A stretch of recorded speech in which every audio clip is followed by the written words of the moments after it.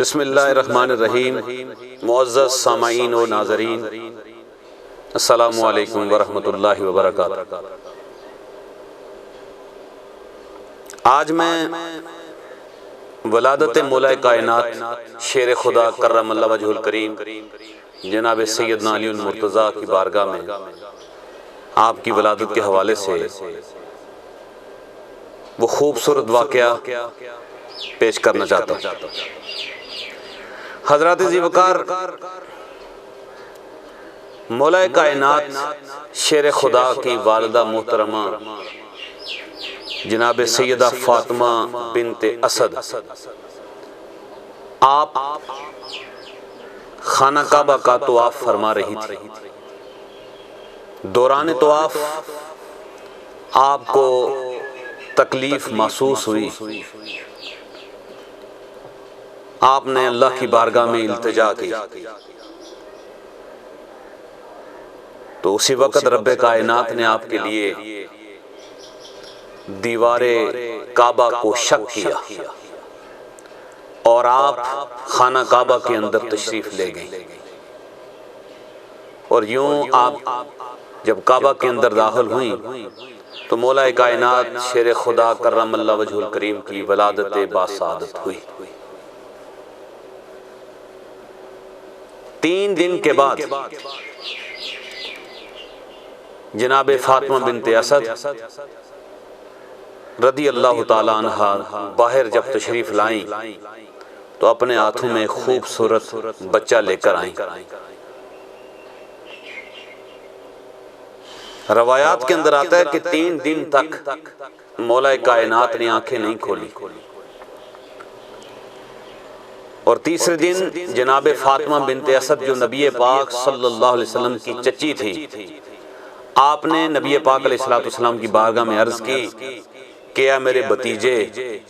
تیرا بھائی تو بہت خوبصورت ہے لیکن یہ آنکھیں نہیں کھول رہا۔ تو آپ صلی اللہ علیہ وسلم نے فرمایا چچی میرے بھائی کو مجھے دے۔ جو ہی آپ نے مولا کائنات کو اپنے ہاتھوں میں لیا، ید اللہ والے ہاتھوں میں لیا، اسی وقت مولا کائنات شیر خدا نے آنکھیں کھولی، اور سب سے پہلے کائنات کے اندر مولا کائنات کو جو چیز دیکھنے کا شرف حاصل ہوا وہ نبی پاک صلی اللہ علیہ وسلم کا چہرہ مبارک تھا۔ آپ نے آنکھیں کھولی، حضور کے چہرے کی زیارت کی، نبی پاک علیہ السلام نے اپنے لاب دہن مولا کائنات شیر خدا کرم اللہ وجہ الکریم کے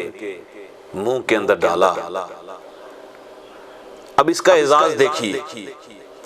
کہ سب سے پہلے جس ہستی کو دیکھا گیا وہ نبی پاک علیہ السلام کی ذات ہے۔ سب سے پہلے جو چیز دیکھی گئی وہ حضور کا چہرہ ہے، اور اللہ نے یہ اعزاز پھر مولا کائنات کو دے دیا کہ نبی پاک علیہ السلام نے فرمایا کہ علی وہ ہے کہ جس نے سب سے پہلے میرے چہرے کی زیارت کی، اب قیامت تک جو بھی علی کے چہرے کو دیکھے گا علی کے چہرے کو دیکھنا ثواب ہے، جو علی کی طرف دیکھے گا علی کی طرف دیکھنا ثواب ہے، اور جو علی کا ذکر کرے گا علی کا ذکر کرنا بھی عبادت ہے۔ تو یہ اعزاز اللہ تعالیٰ نے دیا۔ دوسرا اعزاز آپ کو یہ ملا کہ مولا کائنات کعبے کے اندر پیدا ہوئے، اس میں کوئی شک والی بات نہیں، کوئی دو رائے نہیں۔ صدیوں سے لوگ اس پر اجماع ہے، لوگوں کا امت کا اس پر اجماع ہے کہ آپ کی ولادت باسعادت کعبۃ اللہ کے اندر ہوئی۔ اب کعبۃ اللہ بھی اللہ کا گھر ہے، اور اس کی شان یہ ہے کہ جو کعبۃ اللہ کو دیکھے اللہ اس کو ثواب عطا فرماتا ہے۔ کعبۃ اللہ کو دیکھنا عبادت ہے، اور مولا کائنات کو دیکھنا بھی عبادت ہے۔ بعض لوگ جو یہ بات کا اعتراض کرتے ہیں کہ مولا کائنات کی ولادت کعبے کے اندر نہیں ہوئی، وہ طفل مکتب ہیں، انہیں اس چیز کا پورا ادراک نہیں، کیونکہ پوری امت مسلمہ جس بات پر اجماع رہا، متفق رہی،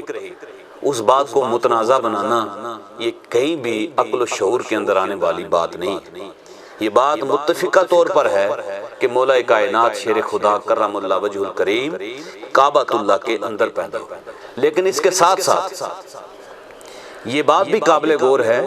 کہ یہ نہ کوئی سمجھے کہ مولا کائنات کی ولادت کعبہ کے اندر ہوئی اور اس وجہ سے مولا کائنات کو شان مل گئی، نہیں، بلکہ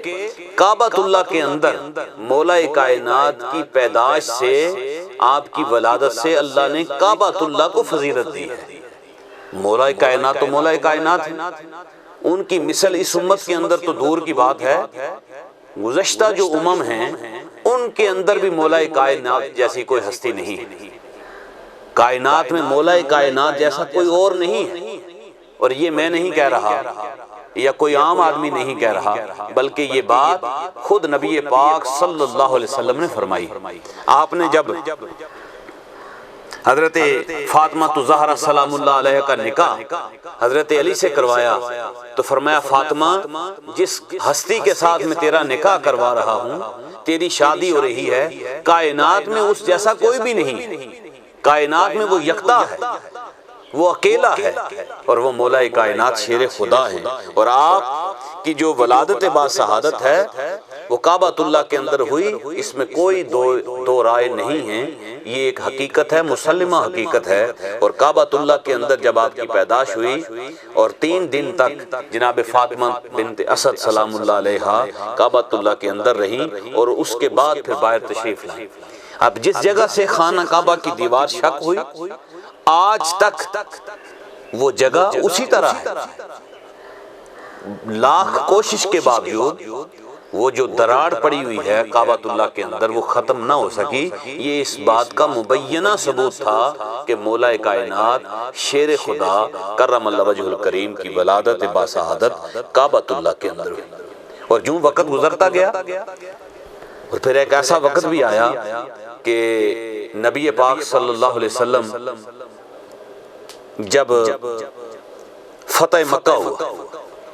اور فتح مکہ والے دن نبی پاک علیہ السلام جب سینے حرم کے اندر آتے ہیں تو 360 بت کعبۃ اللہ کے اندر مشرکین مکہ نے رکھے ہوئے تھے۔ تو جب حضور علیہ السلام داخل ہوئے تو بتوں کو توڑنا شروع کر دیا، سینے کعبہ کے اندر رکھے ہوئے بت صحابہ کرام نے توڑے، حضور نے توڑے، لیکن جو کعبۃ اللہ کے اندر بت تھے وہ مولا کائنات نے توڑے اور نبی پاک علیہ السلام نے توڑے۔ اور جو کعبۃ اللہ کی چھت پر تھے بت، نبی پاک علیہ السلام نے جہاں تک آپ کا ہاتھ مبارک پہنچتا تھا یا مولا کائنات کا ہاتھ پہنچتا تھا آپ نے توڑے۔ اور جو ہاتھ سے بلند بت تھے، نبی پاک علیہ السلام نے حضرت علی سے فرمایا علی تم میرے کندھے پر سوار ہو جا اور ان بتوں کو توڑ۔ ایک لمحے کے لیے مولا کائنات نے فرمایا یا رسول اللہ میں اور آپ کے کندھوں پر سوار ہو جاؤں، آپ میری کندھوں پر سوار ہو جائیں۔ تو نبی پاک علیہ السلام نے فرمایا نہیں علی، آج تو میرے کندھوں پر سوار ہو جا اور ان بتوں کو اپنے ہاتھوں سے توڑ، تاکہ رہتی دنیا تک یہ پتہ چل جائے کہ جس کی ولادت کعبہ کے اندر ہوئی ہے آج وہ انہی بتوں کو توڑ رہا ہے، اور یہ بتا رہا ہے کہ کعبۃ اللہ کے اندر آنے کی وجہ سے اللہ نے کعبۃ اللہ کو فضیلت عطا فرمائی ہے۔ اور پھر کیا ہوا کہ جب آپ بت توڑنے لگے تو تاریخ کی تمام کتب کے اندر، احادیث کی کتب کے اندر دیکھ لیجیے،